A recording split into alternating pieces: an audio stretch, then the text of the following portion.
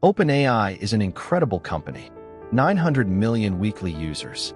GPT 5.6 setting benchmarks across every category. ChatGPT work replacing entire workflows. 3.6 billion in revenue. No matter what you think of them, objectively, impressive. But last week, the most valuable company on earth filed a lawsuit against them. And if you read the headline, it says trade secret theft. 2 former employees. Confidential information.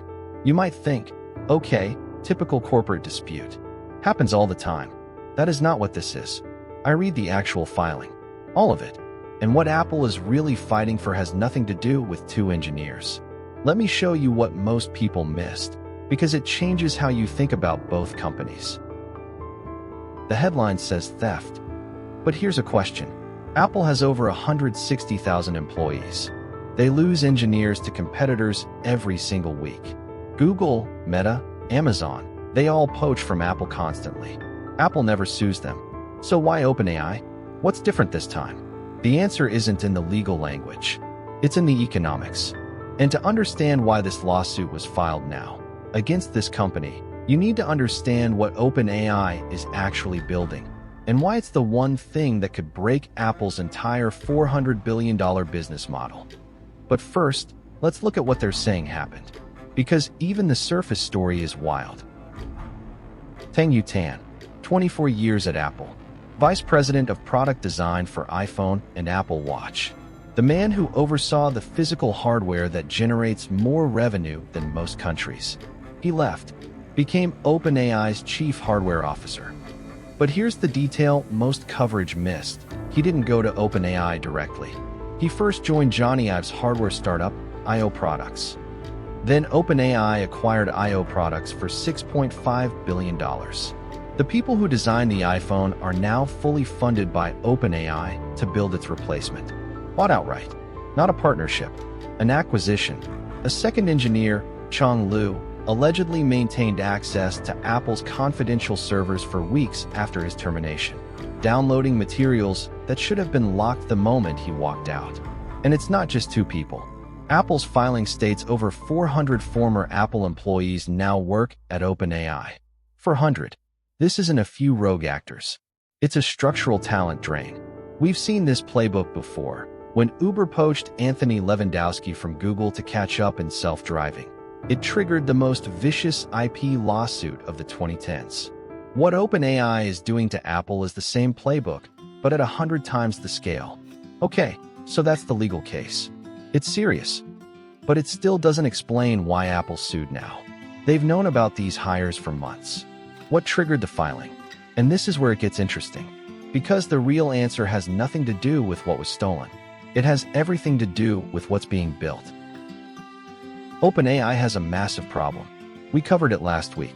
900 million users, but every power user costs more to serve than they pay. $5 billion a year in compute burn. Can't go public.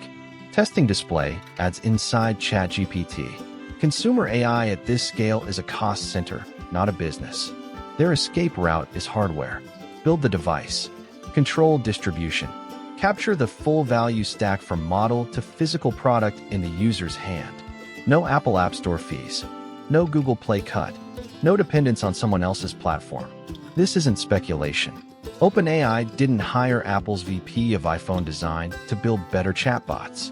They hired him to build the thing that replaces the iPhone. They explored partnerships with Jony Ive's design firm.